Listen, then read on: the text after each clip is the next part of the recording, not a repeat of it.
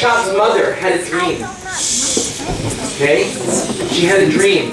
And in her dream, the Mittel Rebbe came to her in a dream and told her, you're going to have a baby boy. And she woke up and she said, oh, it's a dream. No big deal. Okay?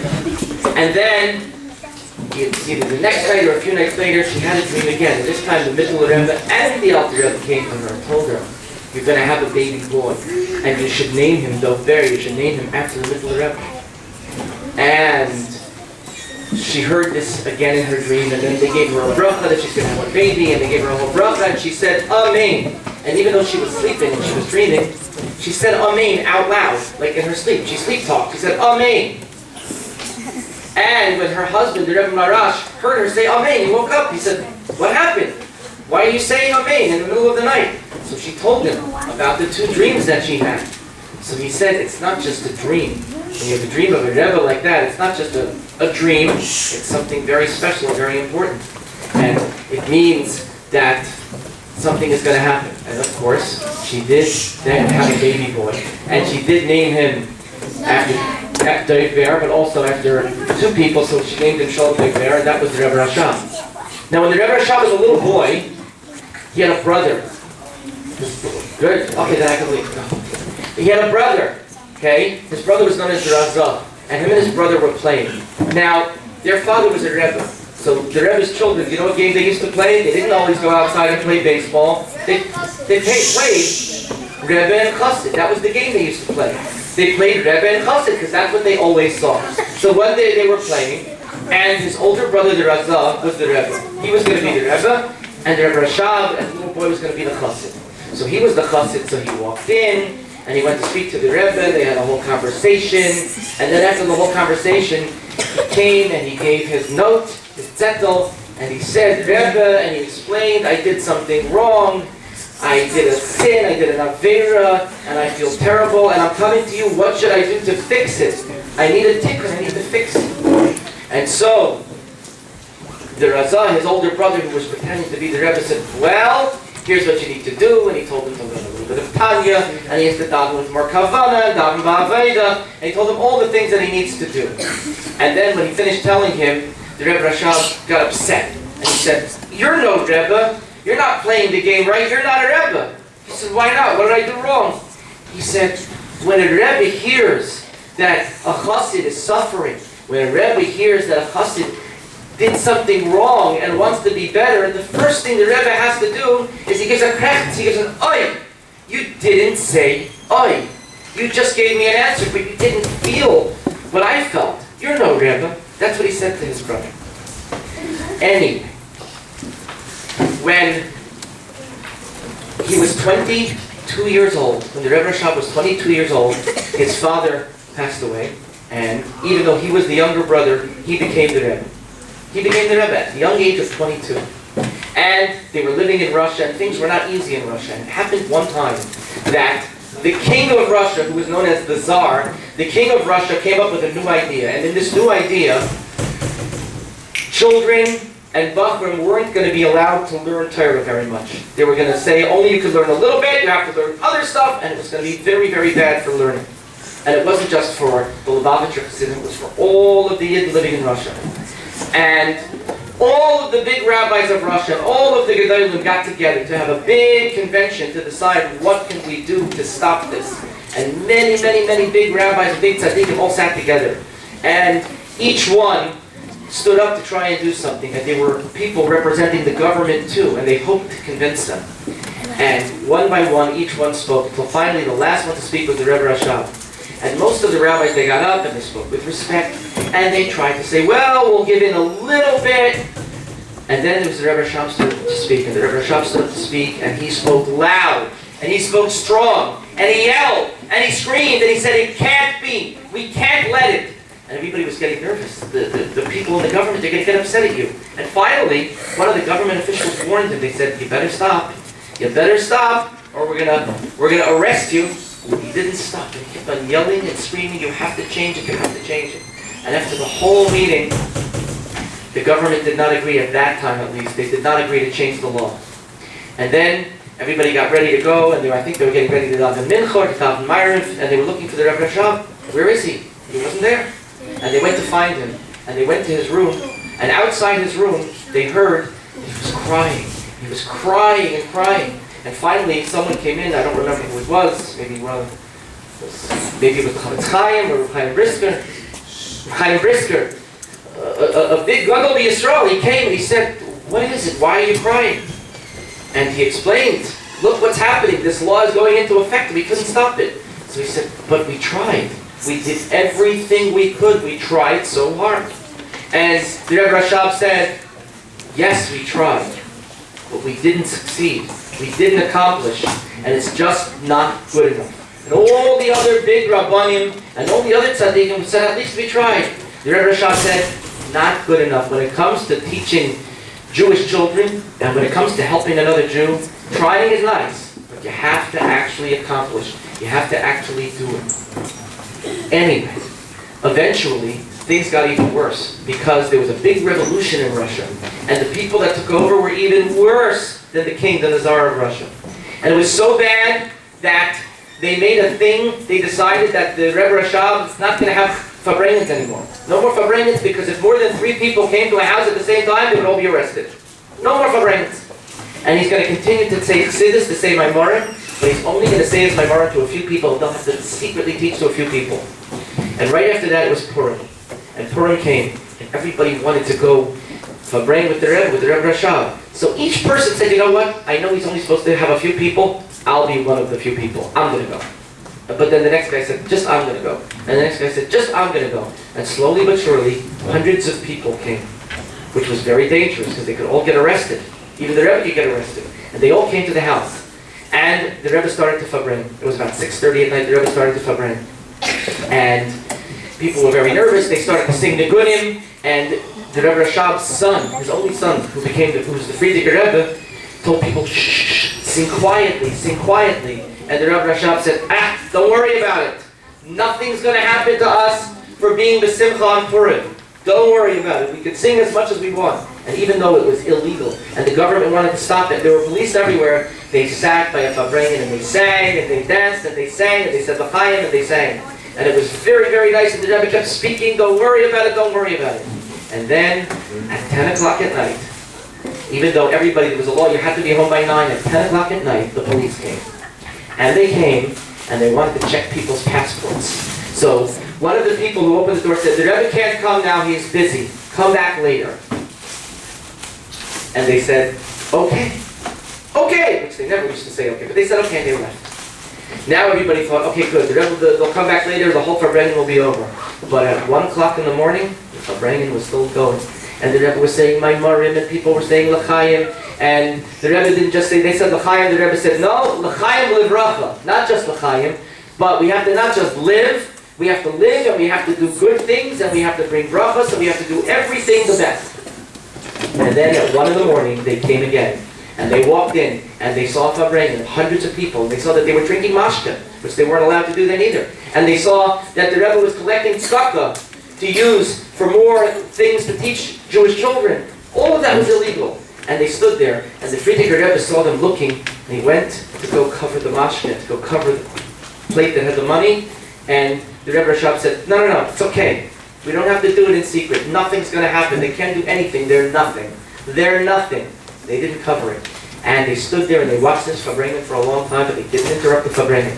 And then they said, "We want to go see the Rebbe's room. We want to go to the Rebbe's room." And the Rebbe said, he doesn't care. If they go to my room, they're going to become nothing. And they went to the Rebbe's room, and they were afraid to go in. They didn't go in. They stood outside, they looked inside, and then they didn't go in. And then the Rebbe said a mimer, because they were afraid suddenly. And then the Rebbe said a mimer. And the Rebbe said a mimer all about Rishoyim and Amalek, and about how all of the Goyim that want to hurt us, and all of the Rishoyim and all of our enemies are nothing. And finally, after a long, long time, they said, we came to check passports. Could we at least check a few passports? They said like this, the big, strong police. And the only three people who had passports came and showed them the passports, and then they said thank you, and the police left, and they didn't do anything. And all of the Hasidim were amazed how the Rebbe looked at the enemies, and it meant nothing. He didn't care, he wasn't afraid of them. But right after that, very shortly after that, he wasn't feeling well. And then he really wasn't feeling well, and then only a few weeks later, it was Shabbos, and the doctor said that it looks like this is it, and he was very young, he was only 59, and the doctor said it looks like he's not going to make it, and everybody was dominating, everybody was saying Tehillim, and they did everything they possibly could, and finally, Motzei Shabbos, when it really seemed like there was nothing left, there was no chance, and everybody was davening and crying, and then suddenly the Rebbe Rashab said to everybody, and he said specifically to his son, to the Frierdiker Rebbe, he said, I'm leaving this world, but I'm leaving you with all of my writings of Chassidus. That's what I'm leaving you. And when the Frierdiker Rebbe heard those words, that's when he realized that the Rebbe Rashab was about to pass away. And he started to cry, and he was so emotional, he couldn't control himself. And suddenly, his father, who was about to pass away, looked at him, and he said to him, Midas? Emotions? You're getting all upset? No. Menachem. You have to think. You have to only use your brain. You have to control yourself. And then, the Frierdiker Rebbe realized, and he stayed in control. And then the Rebbe Rashab said, I want to be brought into the shul. Bring me into the Beis Nissan, instead of in the room where he was. And they brought him in there, and he spoke with Frierdiker Rebbe, and he gave brachas to his granddaughters, and then it was at 3:30 in the morning when he was nostalgic. It was at 3:30 in the morning when he passed away, and it was then that everybody broke down crying, but it was right after that his only son, the Frierdiker Rebbe, took over to be the Rebbe, and to do everything to follow what his father had taught him. But if you listen carefully to the different words that the Rebbe Rashab taught us from the time when he was so young, the first thing that we know from the time that he was so young is that a Rebbe feels the pain of every single chassid. And we have to realize that the Rebbe feels our pain of every problem that we have. When we ask for a bracha, he feels the pain and then gives a bracha. And the other thing we have to realize is that we shouldn't be afraid of our enemies. We should always be the simcha, and we should realize that we want to be very close to the Rebbe. All we have to do is learn his chassidus, because that's what the Rebbe Rashab says. I'm leaving, but I'm leaving you my chassidus. I'm leaving you my chassidus to learn. And we can do the same thing. So on Beis Nissan, we should probably all make haflata, especially being part of the Cheder, part of talmidim. And as we know, the Rebbe Rashab started the yeshiva of talmidim. We should all make haflata to try and learn a little bit more, and especially to learn chassidus a little bit more, so that we can be closer to the Rebbe and to all of the Rabbi. Thank you very much. L'chaim, l'chaim, l'vracha.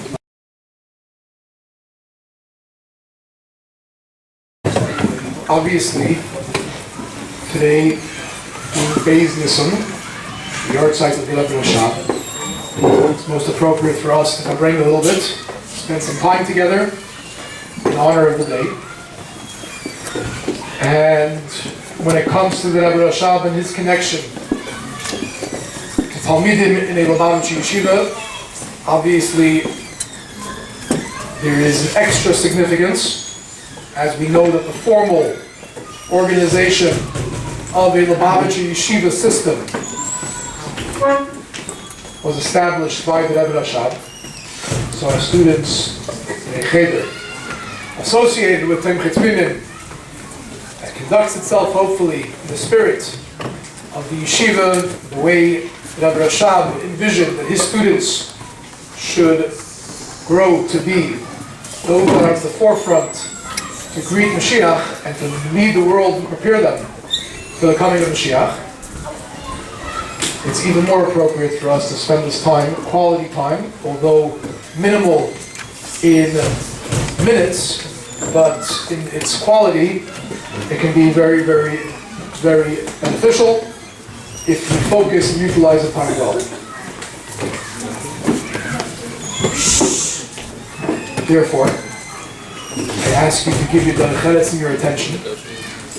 One of the Rebbe's shluchim in the valley, Rabbi Greene, who has taken from his schedule today to fulfill a directive of the Rebbe.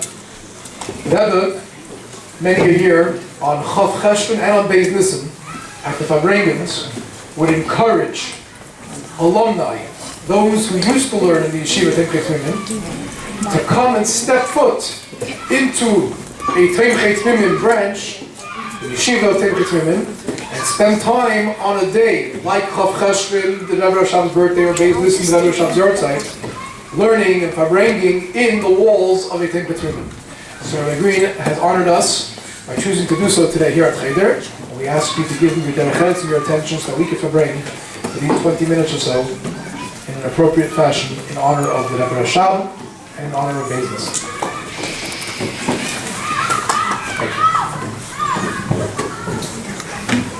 Thank you. He's here to help. The Rebbe Rashab is known as the what? Okay, the something of Chassidus. The Rambam of Chassidus. He's known as the Rambam of Chassidus. Do you know why? I'm gonna guess you don't know why because nobody was called that. What? No. He's known as the Rambam of Chassidus because what the Rambam did for Torah and what the Rambam did for Jewish law, the Rebbe Rashab did for Chassidus. The Rambam took Jewish law and explained it all clearly in an organized fashion, in a way where instead of just before the Rambam, you wanted to know Jewish law, you had to open up a Gemara here and a Gemara there, and look there in the Gemara and there in the Gemara, look at the Ram, and it was back and forth until you finally could figure out what the psak was. And the Rambam said, here, let me make it easy for you. And he took all of Torah and he just put it in order. Here, it's like this. And explains everything in order. And that is what the Rebbe Rashab did for Chassidus. And he took very difficult inyanim Chassidus from the Alter Rebbe and from the other Rabbeim. And he put it together in a way where, not that it's necessarily easy, but where ultimately you'll be sitting soon, in a few years from now, and you'll be learning these Maimarim in a way where it takes the concepts of Chassidus and puts them out in front of you. I'll tell you a story about the Rebbe Rashab. It happened that the Rebbe Rashab and his brother, the Razah, used to go visit the Tzemach Tzedek. Tzemach Tzedek was the Rebbe, they used to go and visit him. I'm not exactly sure what it was. It could be he would test them, he would fire them, but whenever they would go, he would give them coins. And they would get coins from him. One time, and it turned out to be the last time before the Tzemach Tzedek was installed, it was time to go, and this time the Razah didn't go, nobody else went, only the Rebbe Rashab went. And the Rebbe Rashab went, and the Tzemach Tzedek gave him a coin. And then the Tzemach Tzedek said about a coin, reminds us of a machzis hashekel. You all know about the machzis hashekel, right? And the Tzemach Tzedek explained the word machzis. Let's picture this word. You ready? Machzis. Let's spell it out. Mem, Tes, Tzadik, Yud, Tzaf. Right? The middle letter in the word machzis is Tzadik. The Tzadik is in the middle. Okay?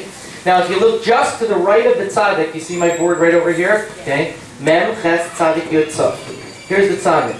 Just to the right of the Tzadik is what letter? Ches. Just to the left of the Tzadik is what letter? Yud. Okay? So right next to the Tzadik you have the word Chai, which means life. If you look further away from the Tzadik, what do you have? You have Mem. And on the other side, what do you have? Saf. What does that spell? Nes. That's the opposite of Chai. And the Tzemach Tzedek explained that if you're close to a Tzadik, you have life. But if you're far from the Tzaddik, then you don't have life. You have the opposite. That was the message that he told him. And when the Rebbe Rashab came back and he told it to the Razah, and the Razah was very, not jealous, but he felt bad that he wasn't there to hear such a beautiful, beautiful word. And then that was the last time anybody went to the Tzemach Tzedek because he was installed right after that. There's another famous story about the Rebbe Rashab and the Razah when they were young. You guys probably heard this story, but I'll tell it again just in case. When they were young, they used to play. What did they used to play? Rebbe and Chassid, right? Because you play what you know, and they used to play Rebbe and Chassid. And as you know, what happened? The Razah was the Rebbe, and the Rashab was the Chassid. And when he came to him, and he asked him, he told him, I'm having a problem, I'm having this Hashem, and I need a tikkun. And the Razah said to him, okay, you're going to do this, you'll learn Tanya, and you're going to Dam Ba'aveda. And he told him a whole tikkun that he's going to have. And then after that happened, the Rebbe Rashab said, I don't like this game anymore. You're no Rebbe. You're no Rebbe. Why is he no Rebbe? He said, because you didn't kretz. Because it didn't bother you. You didn't sigh when you heard my trouble. It didn't hurt you. By a Rebbe, he doesn't just listen and tell you what to do. A Rebbe hears your words. A Rebbe hears what's bothering you, and it hurts him too, and he kretz, he sighs. There was a famous story when, after the Rebbe Rashab became the Rebbe, that the Tsar of Russia, the king of Russia, and the government decided that they were going to have a decree against Jewish learning. Now, obviously, all of the Rebbeim wanted learning, but specifically the Rebbe Rashab. The Rebbe Rashab is the one who started the yeshivas talmidim. He started the yeshiva so that Lubavitcher Bachman could sit and they could learn Chassidus and follow the whole derech of the way a Lubavitcher Chassid is supposed to be.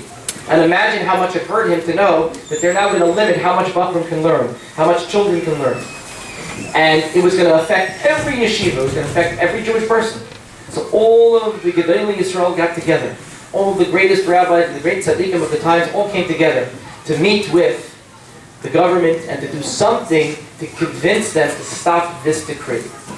And the Rebbe Rashab said, I want to speak last. You guys all speak first. One by one, each guy got up and they explained the importance of learning, and they tried to be nice and they tried to be diplomatic. And then the Rebbe Rashab stood up.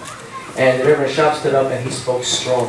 And he yelled and he screamed about the importance of learning Torah. There's nothing that you can do to stop us from learning Torah. And everybody was getting nervous. You're going to offend them.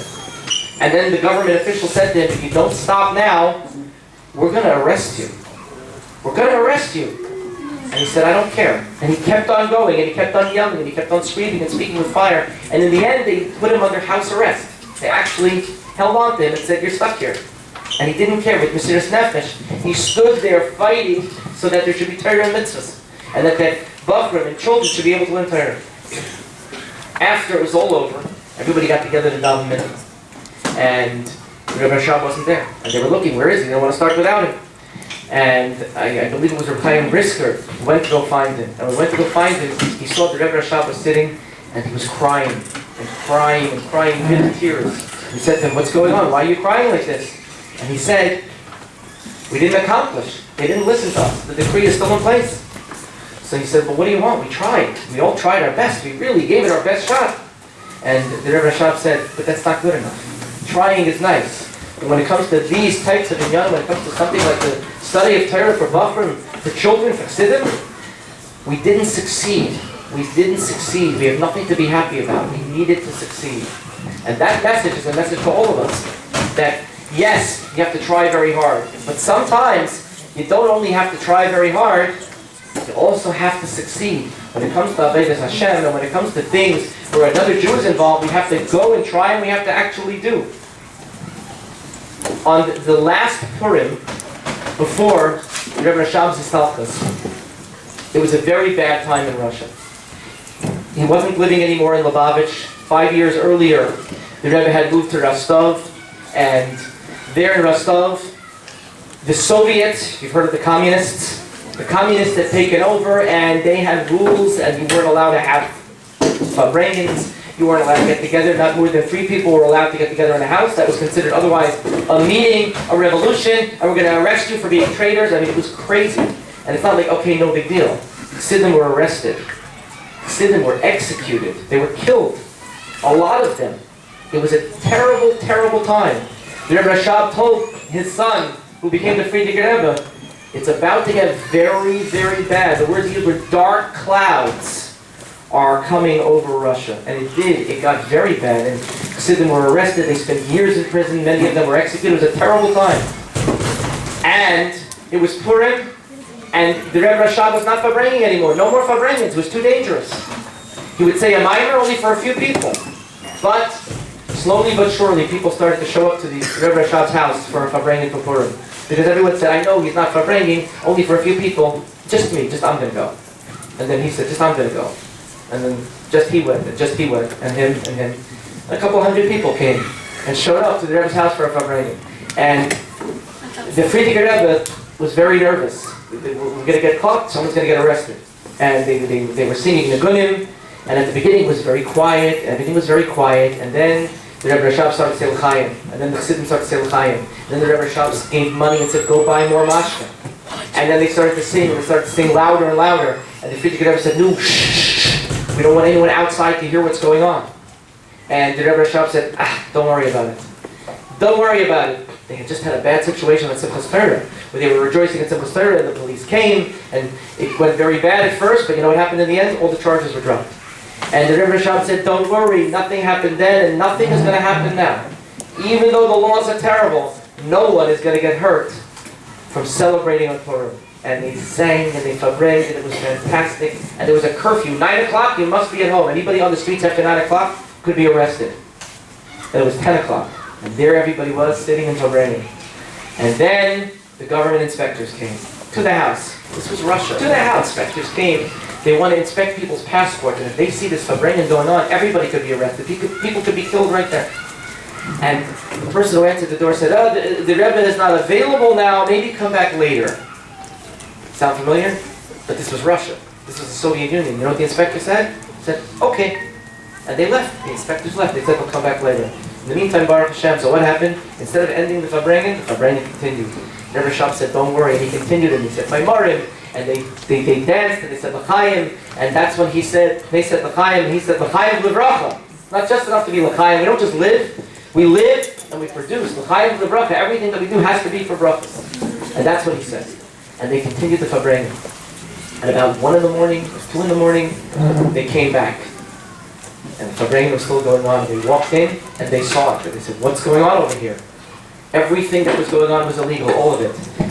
They were sitting there drinking mashka, that was illegal at that time. There was a plate where the Rebbe Rashab was collecting money for Kupas Rabbeinu. That was illegal. It was all illegal. There was more than 3 people there. It was after curfew. And they're standing there. And the Frierdiker Rebbe saw the look on their face, and he went to go cover the mashka, and he was going to go, cover, take something and cover over the plate. And the Rebbe Rashab said, don't. It doesn't matter. They're not here. They're nothing. You have nothing to worry about. They're nothing. And the fabraying continued. And finally they said that they wanted to go, and they wanted to go to the Rebbe's room. They wanted to inspect the Rebbe's room. And the Rebbe Rashab said, let them go. Let them go to my room. They'll go into my room. They'll become bottled. They'll become nothing. And sure enough, they went to the Rebbe's room, and they didn't walk in. They were like afraid to walk in. They stood outside, they didn't even walk in. Then they stayed and they watched the fabraying because they didn't want to interrupt. These government inspectors, police, whatever they were afraid of the Rebbe. They were intimidated by the Rebbe Rashab. They didn't want to interrupt, and they waited till fabraying was over. Till finally they said, could we ask to see a few people's passports? They really were supposed to inspect everybody's papers. Half of these people didn't have proper papers. They could get arrested for that. So 3 people gave their passports. They said, okay, very good, and they left. And nothing became of it.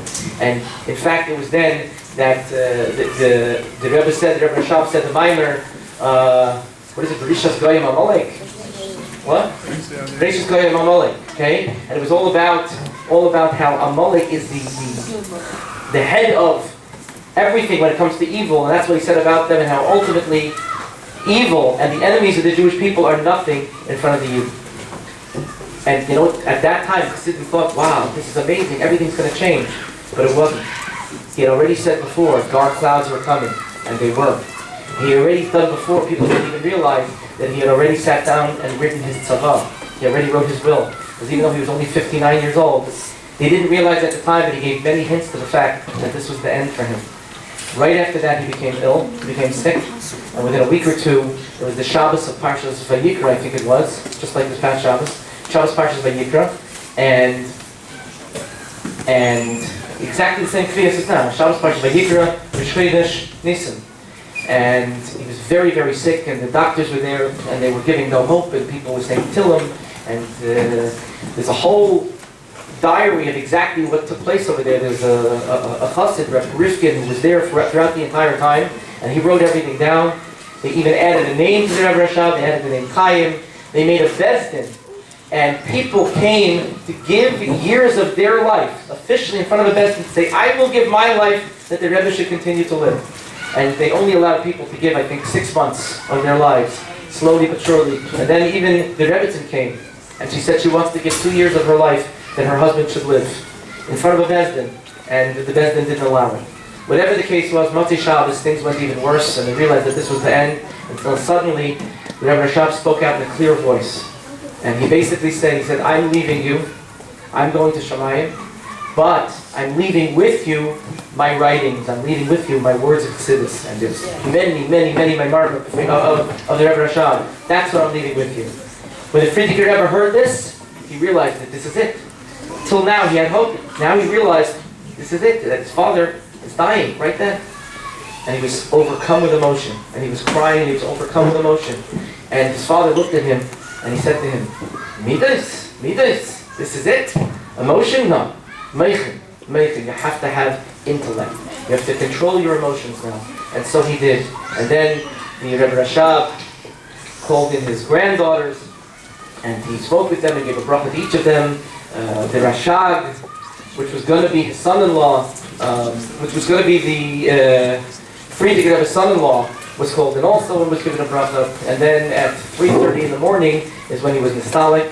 And there was great crying and sobbing and sorrow and tragedy in the city of Rashab and in the community of Lubavitch. This was Beis Nissan, and his only son, the Frierdiker Rebbe, immediately took over to become the Rebbe. Although a little bit right away he wasn't taking Pidyanis and people got nervous, but immediately the Frierdiker Rebbe basically became the Rebbe after that. And Beis Nissan is the day of the Histalkus. But if you listen to all of the different messages of the Rebbe Rashab, they're important. One of them was Menachem. You know, your children, sometimes you get upset at things, right? You can't let yourself get upset. You have to think. And if you realize the other thing is that you have to succeed sometimes. It's not just good enough to try. Sometimes you have to succeed. Anyway, it's a Fabrengen. We should say L'chaim, but we should say L'chaim, L'chaim, L'bracha.